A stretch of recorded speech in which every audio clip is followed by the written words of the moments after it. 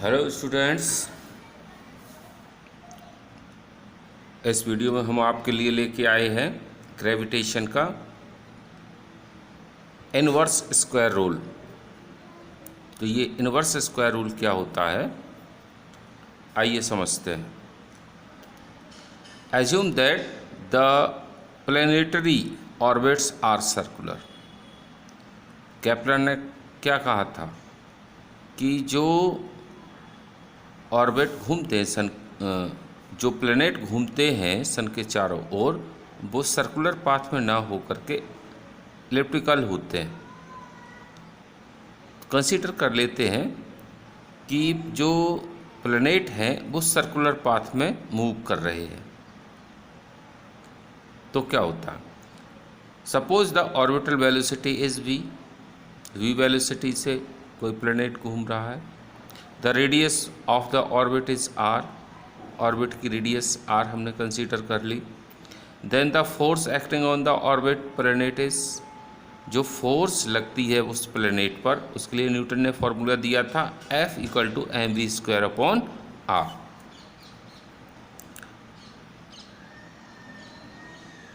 इसमें हम क्या देखते हैं, तो F proportional v² upon are होता है, m कांस्टेंट है, तो ये किसके प्रोपोर्शनल हो गया, v² अपॉन आर के।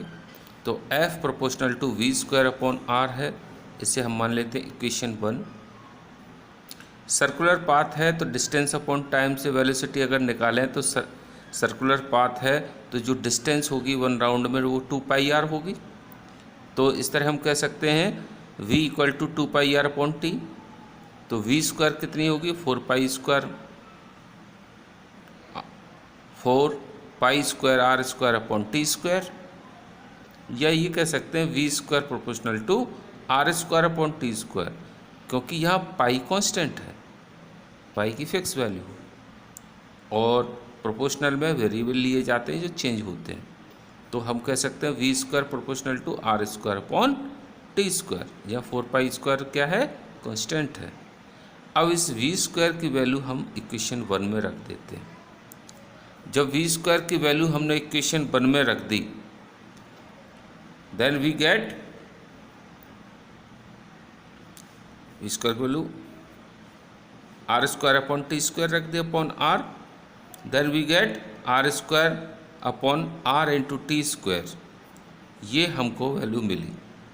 अब क्या है, अगर हम इसमें r ऊपर नीचे मल्टीप्लाई कर दें, then what we get, this become r³ and denominator become r², t² हमारा है ही है।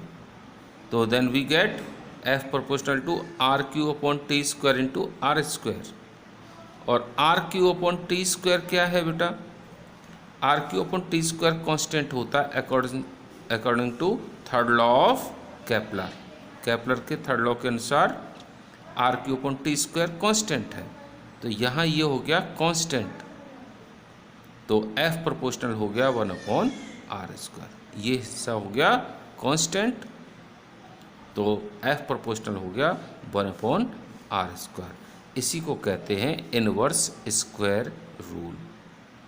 जो ग्रेविटेशनल फोर्स का जो फॉर्मूला निकाला था न्यूटन ने, ये केपलर लॉ से ही लिया था। अब जानते हैं केपलर्स लॉ क्या होते हैं। आइए बच्चों पढ़ते हैं केपलर्स लॉ। तो ये केपलर्स लॉ क्या होते हैं, तो केपलर एक साइंटिस्ट थे, फिजिसिस्ट थे।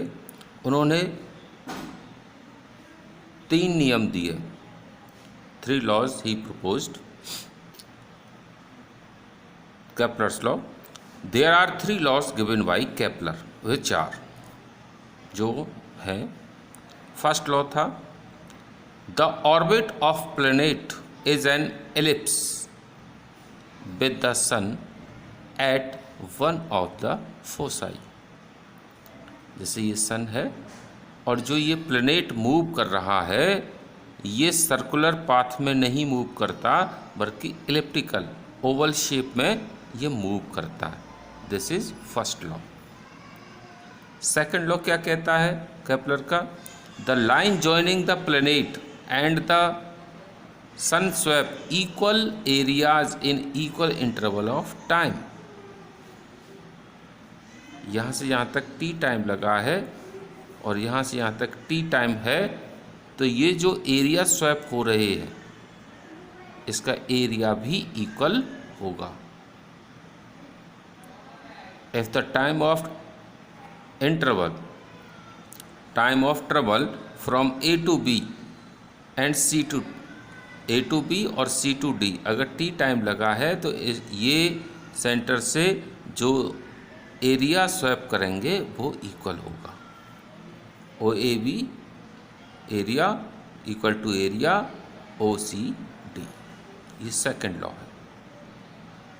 और थर्ड लॉ क्या कहता है? The cube of the mean distance of the planet from the sun is proportional to the square of its orbital period T. तो टी टाइम में जो टाइम है और जो इसका जो रेडियस ये ऑर्बिट की डिस्टेंस है सेंटर से, इसका क्यूब, डिस्टेंस का क्यूब और टाइम का स्क्वायर, ये कांस्टेंट होता है। यानी R cube upon T square is always constant. यही हमने इन्वर्स स्क्वायर रूल में पढ़ा था। तो R cube upon T square constant होता है। The cube of the mean distance, distance का क्यूब जो प्लेनेट का है सन से, is proportional to the square of its orbital period. तो इसको ऐसे कहेंगे, T square proportional to R cube. तो टी स्क्वायर इक्वल टू होता है के आर क्यूब। तो के इक्वल टू हो जाएगा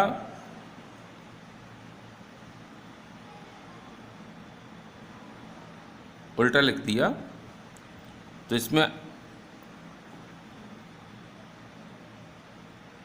सही है बिल्कुल। तो ये हो जाएगा आपका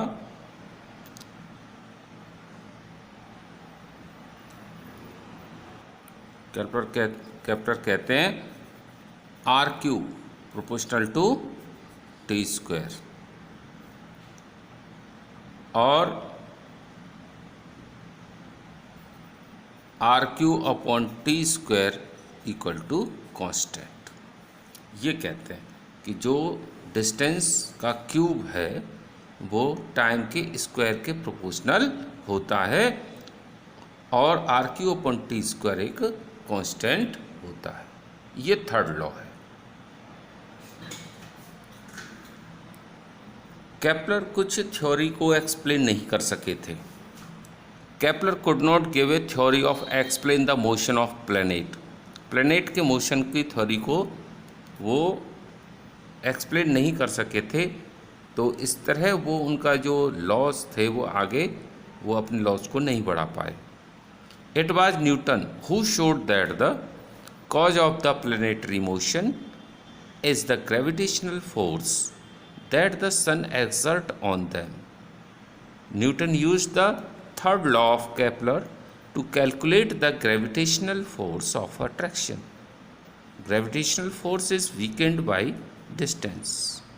ये न्यूटन थे जिन्होंने केपलर के थर्ड लॉ का यूज करके प्लैनेटरी मोशंस को एक्सप्लेन किया था और बताया था कि इस पर एक फोर्स लगता है और जो ग्रेविटेशनल फोर्स एक वीक फोर्स होता है जो डिस्टेंस बढ़ने पर घटता जाता है। Importance of universal law of gravitation. Gravitation law की इम्पोर्टेंस क्या है? The universal law of gravitation successfully explained several phenomena which were believe to be unconnected. Universal law of gravitation ने बहुत सारे फिनोमेना सक्सेसफुली एक्सप्लेन कर दिए थे जिनकी जानकारी पहले नहीं थी। जैसे प्लैनेट एक दूसरे को कैसे एक दूसरे से बाइंड रखते हैं, मून वहीं क्यों मूव करता रहता है, सन के चारों ओर प्लैनेट ही मूव करते रहते हैं, वो पास या दूर क्यों नहीं जाते। ये सारे क्वेश्चंस का आंसर फोर्स ऑफ ग्रेविटेशन में, यूनिवर्सल लॉ ऑफ ग्रेविटेशन में उन्होंने प्रूव कर दिया था। Clear students? इसको एक बार फिर देखना वीडियो को और अच्छी तरह समझ में आ जाएगा। अब बच्चों पढ़ते हैं फ्री फॉल। फ्री फॉल क्या है? Whenever object falls towards the earth under the gravitational force alone we can say that the object are in free fall. अगर कोई ऑब्जेक्ट ग्रेविटेशनल फोर्स के कारण ही नीचे गिरता है, लाइक दैट, इसको कोई फेंक नहीं रहा, खींच, सिर्फ ग्रेविटेशनल फोर्स ही इसको अट्रैक्ट कर रही है, तो इसको कहेंगे फ्री फॉल। तो whenever objects falls toward the earth under the gravitational force alone, सिर्फ ग्रेविटेशनल फोर्स के कारण ही कोई चीज़ गिरे तो उसको फ्री फॉल कहा जाएगा। Due to the earth attraction there will be a change in a magnitude of the velocity. Any change in velocity involve acceleration. जब अर्थ अट्रैक्ट करती है तो उसकी वेलोसिटी चेंज होती है, और जो वेलोसिटी चेंज हो रही है उससे एक्सेलरेशन क्रिएट होगा। Whenever an object falls towards the earth on acceleration is involve, this acceleration is due to the earth gravitational force. Therefore this acceleration is called the acceleration due to the gravitational force of the earth. It is also called acceleration due to gravity. It is denoted by small g. Its unit is meter per second square. Clear हो गया होगा कि gravitational force है वो attract कर रही है, attract करने से इसकी वेलोसिटी चेंज होगी, वेलोसिटी चेंज हो रही है तो एक्सेलरेशन क्रिएट हो रहा है। अगर ये एक्सेलरेशन ग्रेविटी से क्रिएट हो रहा है तो इसको कहेंगे एक्सेलरेशन ड्यू टू ग्रेविटी। इसको स्मॉल जी से हम डिनोट करेंगे और समझाएंगे। अब जो इक्वेशन थी सेकंड लॉ ऑफ मोशन की, F equal to M G होती है, एम जी को हमने इधर रखा, F equal to M G. तो फोर्स का हमने यूनिवर्सल लॉ ऑफ फोर्स पढ़ा था, जी m1 m2 upon D square.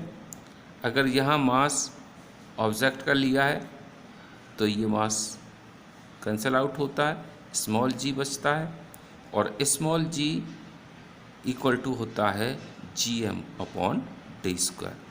ये ग्रेविटेशनल एक्सेलरेशन हम इससे निकाल सकते हैं। ग्रेविटेशनल एक्सेलरेशन क्या होता है? Equal to gravitational constant into mass of earth upon distance का स्क्वायर। अब हम ग्रेविटेशनल एक्सेलरेशन की वैल्यू कैलकुलेट करते हैं, द वैल्यू ऑफ जी निकालते हैं। तो हमने फॉर्मूला क्या फाइंड किया था? G equal to G M upon D square. G की वैल्यू कितनी होती है बेटा? 6.7 into 10⁻⁻11 newton metre square inverse K G square. Mass of अर्थ होता है 6 इंटू 10⁻24 के जी। डिस्टेंस रेडियस होती है अर्थ की 6.4 इंटू 10⁻6 मीटर। ये वैल्यू हम यहाँ रखते हैं इसमें। 6.7 into 10⁻11 into 6 into 10⁻24 upon 6.4 into 10⁻6 का स्क्वायर। 6.7 इंटू 6 करते हैं तो इसकी वैल्यू आती है 40.2। इसका स्क्वायर करेंगे तो 40.96 आएगा। पावर का स्क्वायर करेंगे 12 हो जाएगा। -11 + 24 ये बचेगा 13। ये वैल्यू ऊपर ले जाएंगे तो 13 - 12 हो जाएगा, ये 10 बचेगा ओनली। और इसमें इसका डिवाइड करेंगे तो ये 0.98 बार डिवाइड हो जाएगा। तो जी की वैल्यू आएगी 9.8 मीटर पर सेकंड स्क्वायर। अब इसमें नोट करने वाली बात कौन सी है कि the value of g maximum on the pole, pole पर मैक्सिमम होती है, minimum on the equator, equator पर मिनिमम होती है, अर्थ पर, अर्थ सरफेस पर, decreases on the going far from surface to the earth. Going far, जैसे ही अर्थ से दूर चाहते जाएंगे इसकी जी की वैल्यू घटती चली जाएगी। तो एल्टीट्यूड पर जाने पर इसकी वैल्यू घटती है। कैलकुलेशन करते समय मोशन के तो अर्थ से ऊपर जाएंगे तो जी नेगेटिव हम रखेंगे, और अर्थ की तरफ कोई ऑब्जेक्ट गिरेगा तो हम जी की वैल्यू पॉजिटिव रखेंगे। जैसे मोशन के फॉर्मूले में आप देख सकते हो, अभी ये कुछ मोशन के फॉर्मूले दे रखे हैं। Motion of object under the influence of gravitational force of earth. अगर मोशन ग्रेविटेशनल फोर्स के इन्फ्लुएंस से हो रहा है तो ये आपके मोशन के न्यूटन के 3 फॉर्मूले हैं। अगर ऑब्जेक्ट नीचे से ऊपर फेंका जा रहा है या ऊपर से नीचे आ रहा है तब क्या होगा, तो यहाँ पर एक ही जगह हम जी करेंगे, प्लस जब लगाएंगे जब ऑब्जेक्ट नीचे आ रहा है, जब नीचे से ऊपर जाएगा तो माइनस लगाएंगे। सेकंड फॉर्मूले में भी सेम, नीचे आते समय प्लस जी लगाएंगे, ऊपर जाते समय माइनस जी। ऐसे ही थर्ड फॉर्मूले में चेंज कर देंगे। तो एस डिस्टेंस लेते हैं, सरफेस पे जा रहा है, हाइट पे जा रहा है, तो एस की जगह हम एच कर लेंगे, तो H equal to U T plus half G T square हो जाएगा। V square equal to U square plus 2as है, तो यहाँ एस डिस्टेंस ऐसे है और हाइट पे जा रहा है, ऊपर जा रहा है, तो एच कर देंगे, तो V square equal to U square plus 2gh हो जाएगा। तो ये ग्रेविटेशनल फोर्स के लिए हम एक ही जगह जी का इस्तेमाल करेंगे। जब ऑब्जेक्ट नीचे से ऊपर फेंका जाएगा तो माइनस में जी लेंगे, और जब ऊपर से नीचे आएगा ऑब्जेक्ट तो प्लस में। इतनी बात क्लियर हो गई होगी। ये न्यूमेरिकल में आपको हेल्प करेगा और इसे अच्छी तरह समझ लेना और दिमाग में बैठा लेना, बहुत काम की चीज़ है।